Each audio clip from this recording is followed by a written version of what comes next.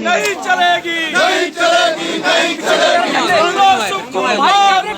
जो हिटलर की चाल चलेगा, वो हिटलर की मौत मरेगा, जो हिटलर की चाल चलेगा, वो हिटलर की मौत भाई मरेगा। नहीं चलेगी, नहीं चलेगी, भाई नीचे आओ सारे।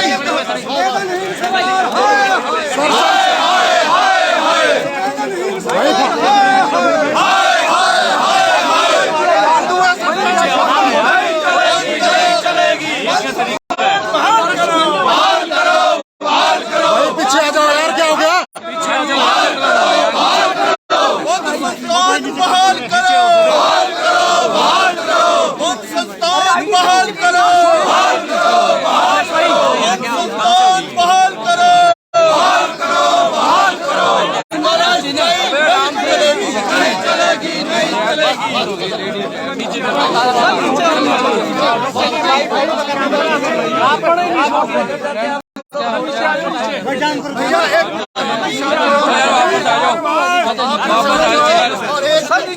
वापिस आ जाओ यार, क्या मतलब हुआ यार।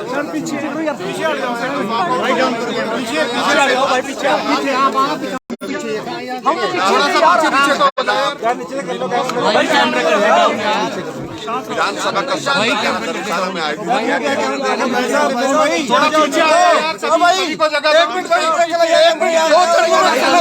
एक मिनट, आधे बाद में कर लो, आधे पहले कर लो, ऐसे गड़बड़ हो रही है।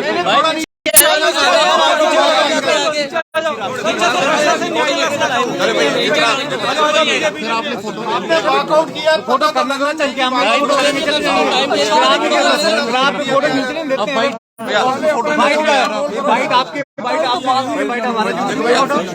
मोबाइल से पीछे सारा व्यू जो सारा बंद हो रहा है।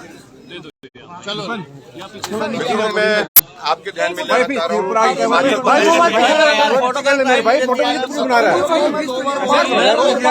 ऐसे सर 2 बार बोल देंगे। नहीं वो नहीं है सर, थोड़ा नीचे आ जाओ, थोड़ा सा नीचे आ जाओ, नीचे आ जाओ, आप नीचे आ जाओ।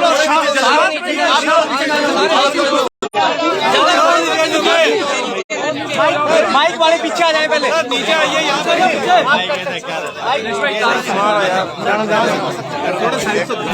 तो ऐसा थोड़ी है कि एक विधानसभा के 70 में आज हम धर्मशाला में हिस्सा लेने के लिए पहुंचे, और एक तो ये विधानसभा का 70 लगभग 24-25 दिन बाद यहाँ पर बुलाया गया है, जो कि आमतौर पर चुनाव के बाद जब सरकार का गठन होता है 1 सप्ताह या 10 दिन के अंदर अंदर विधानसभा का सत्र बुला लिया जाता है, जहां पर विधायकों की वोट होती है।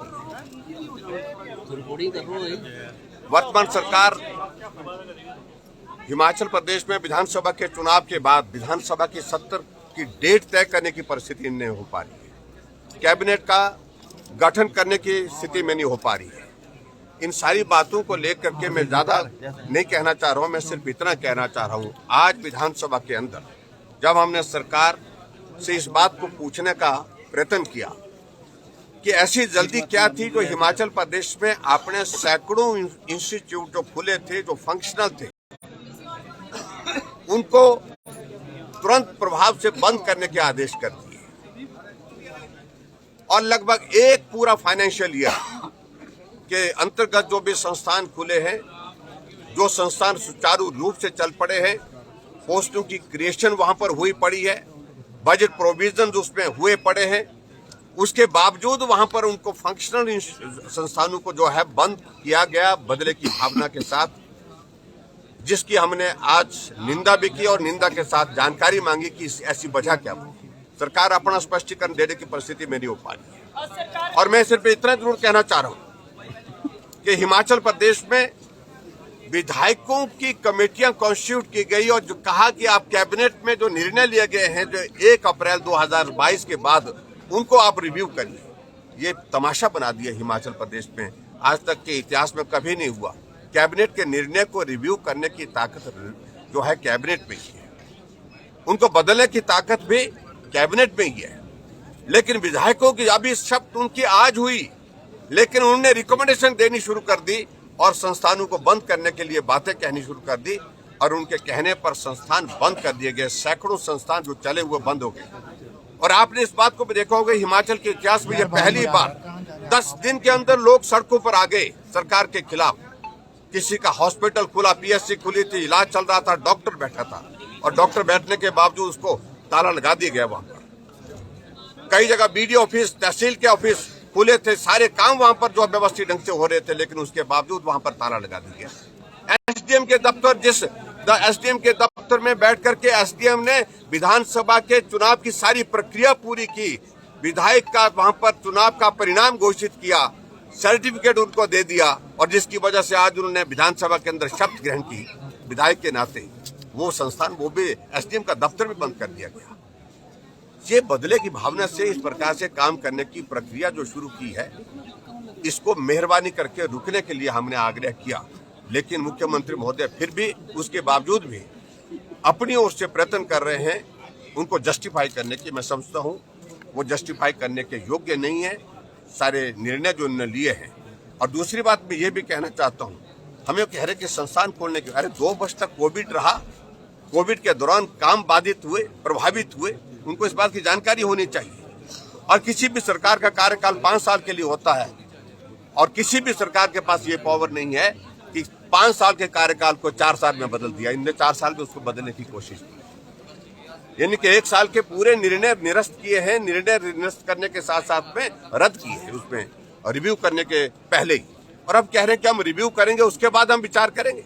अरे रिव्यू पहले करते, रिव्यू करने के बाद उसके बाद रद्द करने के लिए अगर आपको लगता कि कोई संस्थान जस्टिफाई नहीं होता तो रद्द करते। इसलिए ये दुर्भाग्यपूर्ण परिस्थिति है, तमाशा बन गया वर्तमान सरकार का ये 25 दिन का कार्यकाल। विधानसभा के अंदर लोग आकर के, दर्शक दीर्घा में आकर के ताली बजा रहे हैं, विधानसभा को जनसभा में तब्दील कर दिया गया। ये भी पहली बार हमको देखने को मिला। विधानसभा के अंदर ऑफिसर गैलरी में ऐसे आदमी बैठ गए जिनको ना हम जानते हैं, ना लोग जानते हैं, ना ऑफिसर जानते हैं। तमाशा बन गया इस प्रकार से। कल एक इनके आभार सभा में एक आईपीएस ऑफिसर की वहां पर हार्ट अटैक से मृत्यु हो गई, लेकिन जश्न उसके बावजूद भी जारी रहा। ये संवेदनहीन सरकार है। इसलिए मैं यही कहना चाहता हूं कि ये तौर तरीका जिस प्रकार से वर्तमान सरकार का है, ये हास्यास्पद भी बना है और बर्दाश्त के योग्य भी नहीं है। मैं इतना ही कहना चाह रहा हूं, मैंने मुख्यमंत्री जी से बार बार निवेदन इस बात के लिए किया, आप एक काम कर लीजिए, आप रिव्यू कर लीजिए और उसके बाद जो संस्थान ऐसे लगते हैं कि जहां आपको लगता है ये जस्टिफाई नहीं है, उन पर आप निर्णय करिए। लेकिन आप निर्णय पहले कर रहे हैं, उसके बाद रिव्यू कर रहे हैं। इससे साफ जाहिर होता है कि आप बदले की भावना से काम कर रहे हैं। हिमाचल प्रदेश में आज से पहले जितने भी मुख्यमंत्री रहे, किसी भी मुख्यमंत्री ने ये रिकॉर्ड स्थापित नहीं किया जिस प्रकार से वर्तमान मुख्यमंत्री ने किया। संस्थानों को रद्द, पटवार सर्कल बंद, स्कूल बंद, कॉलेज बंद, हॉस्पिटल बंद, सब कुछ बंद।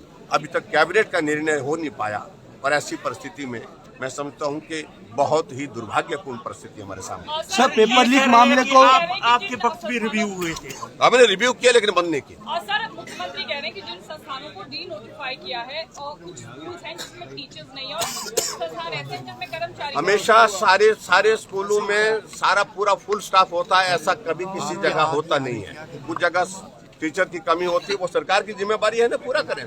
सर, ये भी कहा जा रहा है कि बजट की व्यवस्था नहीं की गई। जी, बजट की व्यवस्था नहीं बिना की बजट के। आज एक बात मैं कह रहा हूँ, बजट का प्रोविजन जब कैबिनेट में जो कोई अप्रूवल होती है, कैबिनेट जो है वो फाइनेंस से भी ऊपर होती है, फाइनेंस डिपार्टमेंट से ऊपर होती है। कैबिनेट ने निर्णय लिया, पोस्टों की क्रिएशन कर दी और पोस्टों क्रिएशन करने के बाद उनकी भरने की प्रक्रिया शुरू कर दी और उसके बाद बजट प्रोविजन जो है उसके साथ ही होता है।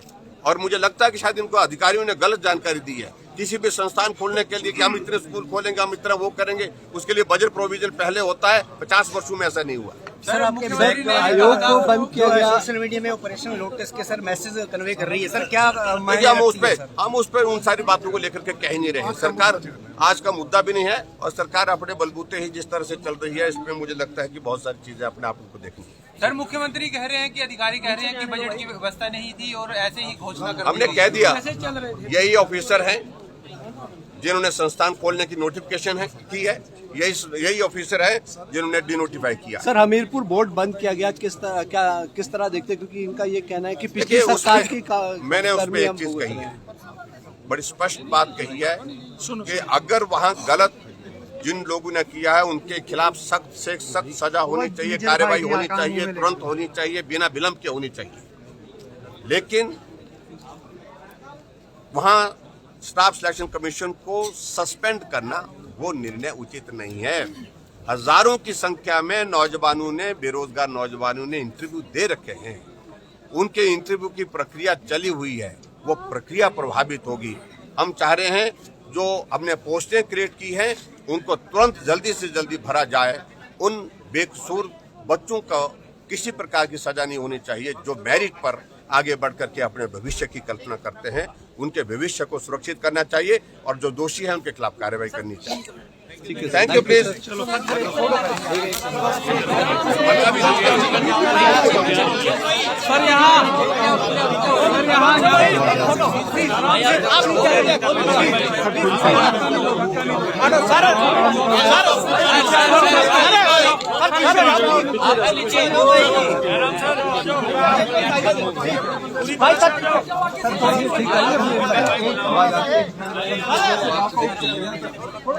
आप भी आ जाते हैं पहले। नहीं, हम नहीं आते